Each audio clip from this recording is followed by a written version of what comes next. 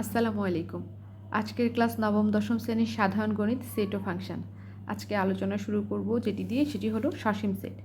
সসীম সেটের সংজ্ঞাটি কি বলেছে? যে সেটের উপাদান সংখ্যা গণনা করে শেষ করা যায় তাকে সসীম সেট বলে। সসীম সেটকে আমরা শান্ত সেটও বলবো। একটি উদাহরণ দেখি। এ ইকুয়াল যদি থাকে 2, 3, 5, 7, অর্থাৎ এ সেটের উপাদান রয়েছে কয়টি? 2টি, 3টি, 4টি। সুতরাং এই 4টি হচ্ছে গণনাযোগ্য। এটি সসীম সেট। আরও একটি উদাহরণ দেখি। বি ইকুয়াল দেওয়া আছে এক্স বিলংস টু এন, যেন এক্স 42-এর গুণনীয়ক, অর্থাৎ এক্স স্বাভাবিক সংখ্যার সদস্য এবং এই এক্সের যে মানগুলি হবে, 42-এর যে গুণনীয়ক পাবো সেই মানগুলি হবে এক্সের মান। 42-এর গুণনীয়ক বের করলে আমরা পাই 1, 2, 3, 6, 7, 14, 21 এবং 42। সুতরাং এটি হচ্ছে গণনাযোগ্য। গণনাযোগ্য হিসেবে কত পাচ্ছি? 1, 2, 3, 4, 5, 6, 7, 8, 8টি মান পেলাম। এই 8টি মান হচ্ছে গণনাযোগ্য মান। সুতরাং এটি একটি সসীম সেট। যে সেটটির সসীম সেট বের করতে বলবে, আমরা সেটিকে এন অফ দ্বারা প্রকাশ করব। এখানে এন অফ এ যদি হয়, সসীম সেট হবে 4টি। একইভাবে এন অফ বি যদি হয়, এখানে সসীম সেট হবে 8টি। সসীম সেটকে শান্ত সেট অথবা ফাইনাইট সেটও বলা হয়। এখন দেখি অসীম সেট। অসীম সেট কাকে বলছে? যে সেটের উপাদান সংখ্যা গণনা করে শেষ করা যায় না তাকে অসীম সেট বলা হয়। অসীম সেটকে অনন্ত সেট অথবা ইনফিনিট সেটও বলা হয়। একটি উদাহরণ দেখেছি। এ ইকুয়াল এক্স, যেন এক্স স্বাভাবিক সংখ্যা। স্বাভাবিক সংখ্যা মানে স্বাভাবিক সংখ্যা শূন্য অপেক্ষা বড় যে কোনো ধনাত্মক পূর্ণ সংখ্যাকে স্বাভাবিক সংখ্যা বলছি। সুতরাং এটি অসীম পর্যন্ত চলতেই থাকবে। এটি গণনাযোগ্য নয়, এটি অসীম set. N of A equal ইনফিনিটিভও আমরা লিখতে পারি। একইভাবে যদি মূলদ সংখ্যার সংজ্ঞা আমরা দেখি, মূলদ সংখ্যাও গণনাযোগ্য সংখ্যা নয়, এটিও একটি অসীম সেটের উদাহরণ। কি বলেছে? আমরা বইয়ের সংজ্ঞাতে পড়েছি, পি বাই কিউ আকারের সংখ্যাকে মূলদ সংখ্যা বলা হয়, যেখানে পি ও কিউ দুটি পূর্ণ সংখ্যা এবং কিউ নট ইকুয়াল 0 আকারে যাকে প্রকাশ করা যায় সেটি হচ্ছে মূলদ সংখ্যা। সুতরাং মূলদ সংখ্যার উদাহরণও একটি অসীম সেটের উদাহরণ। একইভাবে সি ইকুয়াল যদি লিখি 1, 3, 5, 7, এই ডট ডট চিহ্ন দ্বারা বোঝা যাচ্ছে এটি অসীম পর্যন্ত চলমান, এটিও একটি অসীম সেটের উদাহরণ। সেটের উপাদান গণনা করব, তখন আমরা সেটিকে এন অফ দ্বারা প্রকাশ করব। যে সেট বের করতে পারবে সেটাকে এন অফ এ দ্বারা লিখব, এন অফ সি অথবা এন অফ বি। এরপরে দেখব আমরা ফাঁকা সেট। ফাঁকা সেটকে খালি সেট বলা হয়, শূন্য set, null set, phi set অথবা এমটি সেট।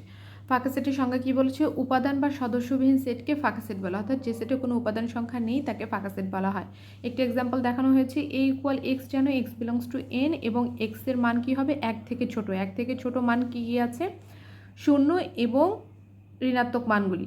কিন্তু এখানে উল্লেখ করা আছে শর্ত, এক্স হবে স্বাভাবিক সংখ্যার সদস্য। স্বাভাবিক সংখ্যার মধ্যে শূন্য এবং ঋণাত্মক মান পড়ে না। সুতরাং এটি একটি ফাঁকা সেটের উদাহরণ। ফাঁকা সেটকে আমরা এইভাবে অথবা এই চিহ্ন দ্বারা প্রকাশ করতে পারি। আরেকটি উদাহরণ হয়েছে বি ইকুয়াল এক্স, যেন এক্স মৌলিক সংখ্যা, যেখানে 2 থেকে বড় এবং 3 থেকে ছোট। 2 থেকে বড় এবং 3 থেকে ছোট মৌলিক সংখ্যার মাঝে কোনো উপাদান নেই।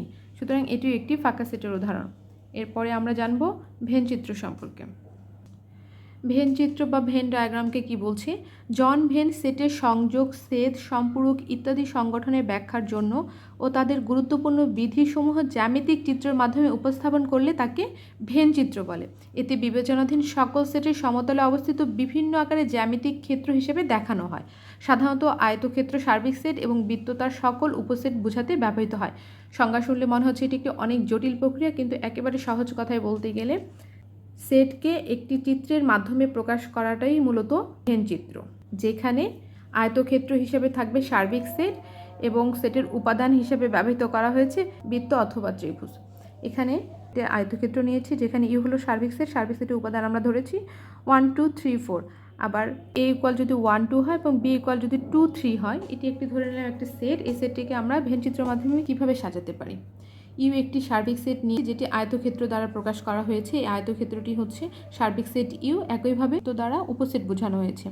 এ সেটের উপাদান কি দেওয়া আছে? 1, 2। এ সেটের উপাদান এটি হচ্ছে এ সেট। এ সেটটিকে আমরা লিখেছি 1, 2। এর ভিতরে উপাদান থাকছে 1, 2। একইভাবে বি এর উপাদান দেওয়া আছে 2, 3। এখানে একটি বিষয় লক্ষণীয়, 2 উপাদানটি উভয় সেটেই রয়েছে। সুতরাং 2 ভেন চিত্রে এমনভাবে সাজাতে হবে যাতে 2 উপাদানটি এ এবং বি এর মাঝে থাকে। এ এবং বি এর মাঝে যদি থাকে তাহলে এটা হলো বি, বিতেও 2 রয়েছে, একইভাবে এতেও 2 রয়েছে, আর হলো 3।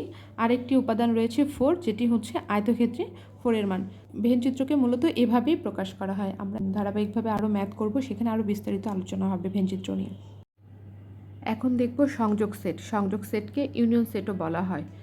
সংযোগ সেটের সংজ্ঞাটি এরকম, দুটি সেটের সকল উপাদান নিয়ে গঠিত সেটকে সংযোগ সেট বলা হয়। ধরি এ ও বি যদি দুটি সেট হয়, তাহলে সেটিকে আমরা কিভাবে লিখতে পারি? এ ইউনিয়ন বি, এটাকে এ কাপ বিও বলা হয়। গাণিতিকভাবে যদি আমরা এটাকে লিখতে চাই তাহলে কি লিখতে পারি? A union B equal x যেন এক্স বিলংস টু এ অথবা এক্স বিলংস টু বি, অর্থাৎ ইউনিয়ন থাকলে হবে অথবা। একটি এক্সাম্পল দেখেছি, এ ইকুয়াল দেওয়া আছে ধরা যাক 3, 4, 5 এবং বি ইকুয়াল দেওয়া আছে 4, 6, 8। তাহলে এদের সংযোগ সেট যদি আমরা বের করব, এর মান বসালাম, ইউনিয়ন বি এর মান বসিয়ে, যেহেতু সকল উপাদান নিয়ে গঠিত সেট, সংযোগ সেট হবে পুরোটাই, সবগুলি মানই হবে 3, 4, 5, 6, 8। এটি হচ্ছে সংযোগ সেট। এখন এখানে একটা বিষয় আছে, যদি x does not belongs to A union B হয় তাহলে সেই ক্ষেত্রে কি হবে? আমরা বিভিন্ন প্রমাণের ক্ষেত্রে এটি কাজে লাগবে আমাদের। x does not belongs to যদি, তাহলে ইউনিয়নের জায়গায় হবে এবং x does not belongs to B, অর্থাৎ x এর মান এতেও থাকবে না এবং x এর মান বিতেও থাকবে না। এটার যদি এখন ভেন ডায়াগ্রাম দেখি তাহলে সেটি কেমন হতে পারে?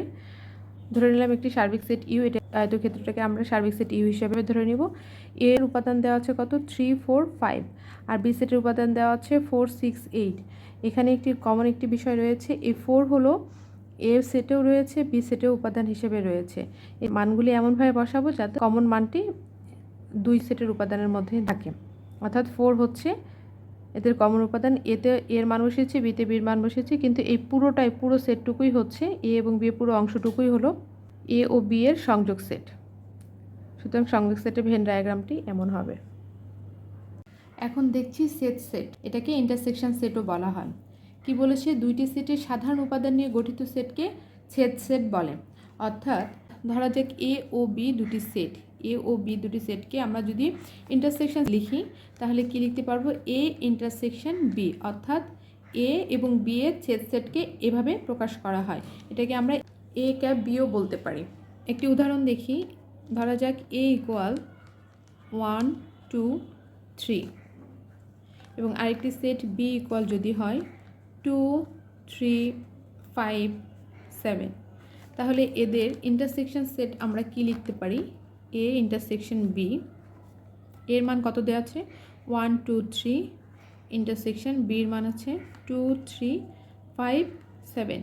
এখানে সংজ্ঞাতে আমরা শিখেছিলাম সাধারণ উপাদান নিয়ে গঠিত, দুটি সেটের সাধারণ উপাদান নিয়ে গঠিত। এখানে সাধারণ উপাদান কি কি আছে? 2 এবং 3, 2 এবং 3, এটা হচ্ছে সাধারণ উপাদান। এ এবং বি এর ইন্টারসেকশন সেট হবে 2 এবং 3। যদি সেট গঠন পদ্ধতির এ ইন্টারসেকশন বি আমরা লিখতে যাই তাহলে কিভাবে লিখতে পারবো? এ ইন্টারসেকশন বি ইকুয়াল আমরা লিখব এক্স যেন এক্স বিলংস টু এ এবং এক্স বিলংস টু বি। একইভাবে যদি x not belongs to A intersection B হয় তাহলে এটা বোঝাতে আমরা কি লিখতে পারি? X not belongs to A, আগে লিখেছি এবং, এবারে হবে অথবা, অথবা x not belongs to B, অর্থাৎ এক্স এর মাঝেও নাই অথবা এক্স বি এর মাঝেও নাই। এটি আমরা প্রমাণের ক্ষেত্রে আমরা এগুলো ব্যবহার করব। এখন এই ম্যাট্রিকে যদি আমরা ভেন চিত্রের মাধ্যমে দেখতে যাই তাহলে কেমন হতে পারে?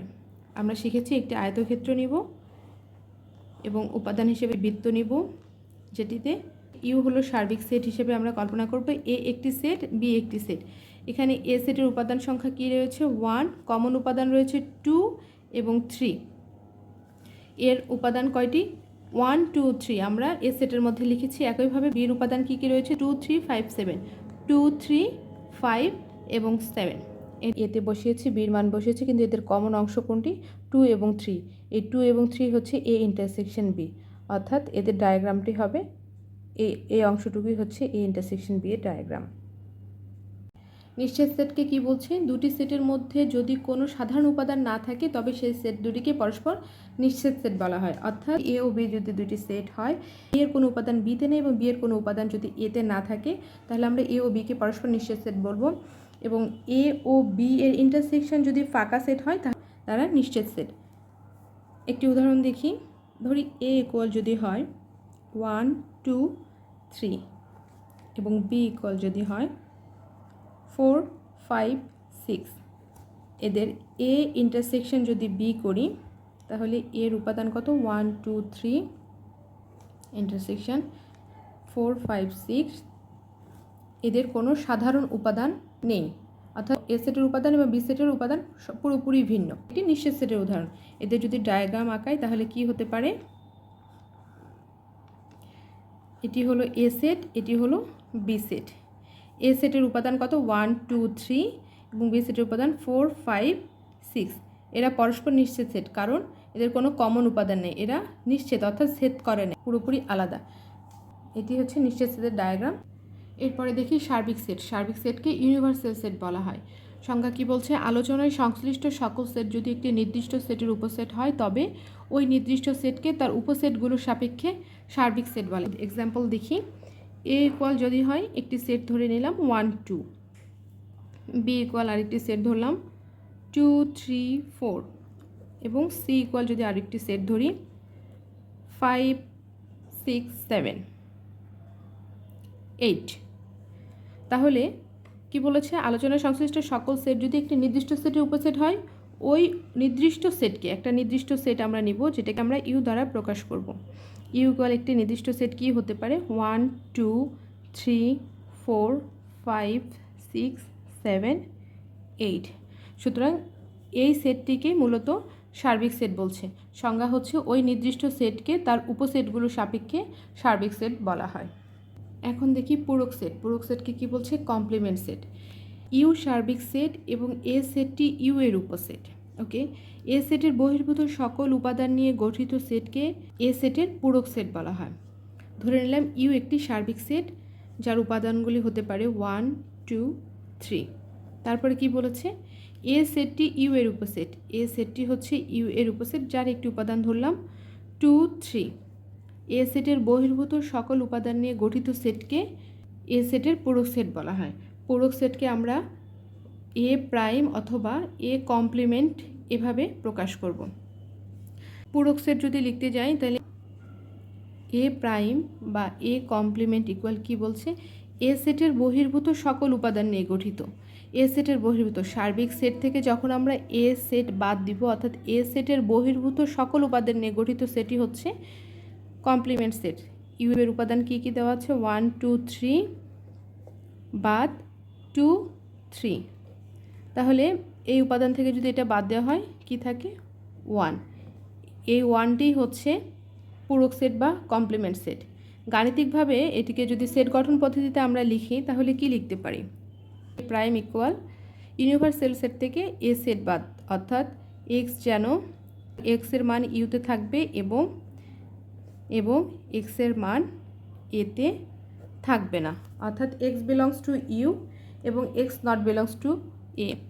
এক্সের মান কি পেয়েছি 1, যেটি ইউতে থাকবে, ইউতে আছে। একইভাবে প্রাইম হিসেবে এক্সের মান পেয়েছি 1 যেটি এতে থাকবে না, অর্থাৎ এতে নাই। এটিকে যদি ভেন ডায়াগ্রামের মাধ্যমে লিখি তাহলে কিভাবে লিখতে পারবো, একটি আয়তক্ষেত্র সার্বিক সেট ধরলাম ইউ এবং একটি সেট নিলাম এ। এ সেটের বহির্ভূত সকল উপাদান নিয়ে গঠিত এ প্রাইম, তাহলে কোনটা হবে, এ প্রাইম হচ্ছে কি বলেছে ইউ বাদ এ, অর্থাৎ এর অংশটুকু বাদ দিয়ে যে অংশটুকু থাকছে সেটি হচ্ছে এ প্রাইম। এখানে ইউ ইকুয়াল 1 2 3 এবং এ ইকুয়াল কত দেওয়া আছে 2 3। তাহলে ইউ থেকে এ বাদ দিলে, অর্থাৎ 1 2 3 থেকে 2 3 বাদ দিলে যা থাকে সেটি হচ্ছে এ প্রাইম, অর্থাৎ পূরক সেটের ভেন ডায়াগ্রাম। এখন দেখি সেটের অন্তর। সেটের অন্তর কি বলছে, এ সেটে আছে কিন্তু বি সেটে নাই এমন উপাদান নিয়ে গঠিত সেটকে এ ও বি এর অন্তঃসেট অথবা বিয়োগ সেট বলা হয়। এটাকে আমরা কিভাবে লিখব, এ বাদ বি অথবা এ ও বি এর অন্তঃসেট এভাবে পড়ব। একটি এক্সাম্পল দেখি, ধরা যাক এ ইকুয়াল যদি হয় 1 2 3 4 5 6 7 এবং বি ইকুয়াল যদি হয় 1 2 3 4।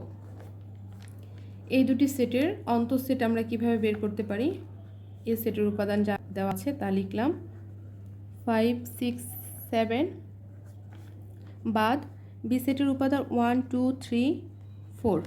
এ সেট থেকে যদি বি সেট বাদ দিই তাহলে 1 2 3 4 এই মানগুলো বাদ দিয়ে অবশিষ্ট কি থাকে 5 6 7। এটি হচ্ছে সেটের অন্তর। এখন যদি আমরা গাণিতিকভাবে এটাকে এ বাদ বি অর্থাৎ সেটের অন্তর বের করতে যাই, তাহলে এটাকে কি লিখতে পারি? এক্স যেন এক্স বিলংস টু এ এবং x does not belongs to B, অর্থাৎ এক্সের মান এতে থাকবে এবং এক্সের মান বিতে থাকবে না।